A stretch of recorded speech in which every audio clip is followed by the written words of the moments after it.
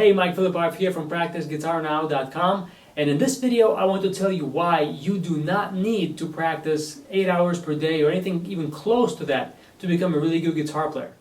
And if you are passionate about improving your guitar playing but you doubt your potential to get there because you think you need to practice a lot more time than you are able to invest into practicing, then this video will give you some good news and I'm going to point you in the right direction to actually get that result in your playing. There are two reasons why I say that you do not need to practice a crazy amount of hours every day to become a good player. The first reason is the amount of time you spend practicing in and of itself is completely irrelevant and meaningless. Think of driving your car. It doesn't matter how much time you spend driving or how fast you're driving if you're not even certain about the path you need to take to get to where you want to go. Obviously you'll get lost and you'll never get there. And the second, less obvious reason is that practicing too many hours per day actually can be counterproductive. And here's why. When you spend a lot of time practicing, your mind will eventually become fatigued. And it is the job of your mind to be the control center of your practicing. Your mind is your primary practice tool. Your hands are only secondary in importance. It is the job of your mind to make sure your hands do what they're supposed to do when you practice. And doing all that requires a lot of mental energy and a lot of focus. So the longer you practice, the less efficient and the less effective your mind becomes at doing its job.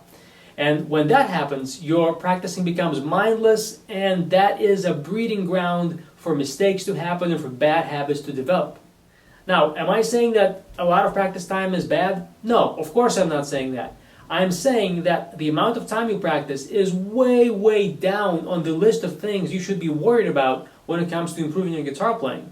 The number one thing when it comes to getting results out of your practicing is making sure that every single minute of your practice time is highly effective. When that happens, it doesn't matter if you practice 10 hours per day or 10 minutes per day.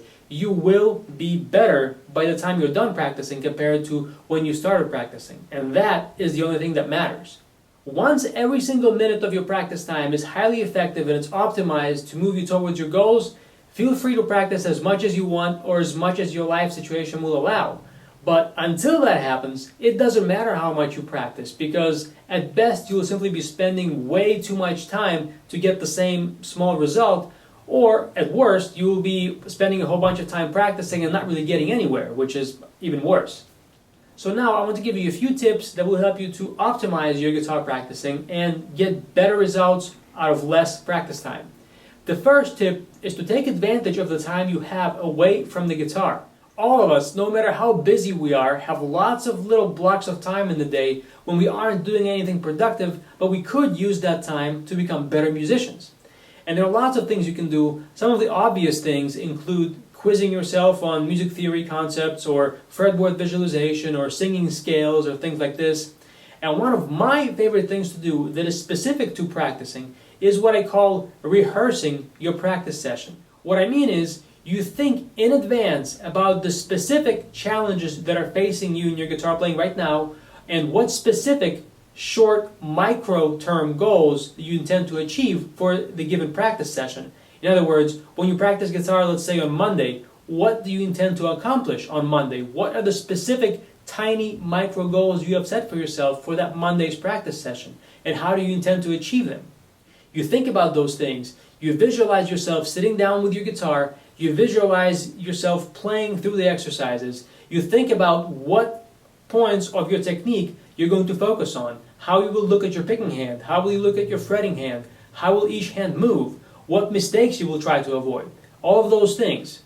And by the time you pick up your guitar and start actually practicing, it'll be much easier to stay focused on the right things, and it'll be much easier to get results because you will have already rehearsed this exact practice session many times in your mind, and now it's simply a matter of doing what you've practiced mentally already. The second tip I have for you will help you to make your practice time more effective, more simple, and more fun. And what you need to do is organize all of your practice materials, everything you have to practice, into several general categories. And those categories should be specific goals you're working towards and/or certain specific problems that the exercises are helping you to achieve. Exercises are not the end in and of themselves. When you practice anything, it should either help you solve a particular problem or move you towards some goal. And if an exercise doesn't do either of those things, it doesn't belong in your practice schedule. So after you've grouped your exercises into certain problems you're working to solve or certain goals you're working to achieve, you can simply pick any one of these exercises at random from a certain category, and you will feel confident that by practicing that exercise, you will be moving in the direction you want to go. And that will make your practicing more simple and more fun, because you will not be stuck working on just one exercise for a long period of time and be bored with it. You can practice a whole bunch of exercises, but have them be strategically focused towards a certain direction, and that will help you enjoy practicing and become a better player faster. And the last tip I have for you for this video is to actually make time to learn how to practice guitar correctly and effectively. And yes, practicing is a skill. It's something you can learn to do, and it's something you can become better at over time. Nobody is born knowing how to practice guitar correctly and effectively. Some people are able to naturally figure it out when they start practicing, and they are the ones who we refer to as naturally talented. But most of us, and myself definitely included in that group, could not simply get away with figuring out how to practice based on intuition or guesswork or conventional wisdom. I had to invest a whole bunch of time and a whole bunch of trial and error into learning how to practice. And that is why I'm so passionate about this topic, and why I'm excited to be helping people with their guitar practicing and helping them to see much faster results out of their practice time. So my advice to you is to invest a little bit of time every single day to study resources that will help you to optimize the effectiveness of your practicing, and over time that will compound upon itself and help you to get much bigger results when you're playing a lot faster and having to practice a whole lot less than you think you need to become a good guitar player. So right now I want to invite you to watch another video of mine that is on my website, and it's also totally free for you, that goes over a very innovative and highly effective practice strategy that will improve both your picking hand technique, your fretting hand technique, and also optimize the effectiveness of your overall practice time. Go to this link right here. You'll be taken to the page on my website that contains the video, and you can check it out and apply the concepts in it to make your practicing a lot more effective. I'll see you there.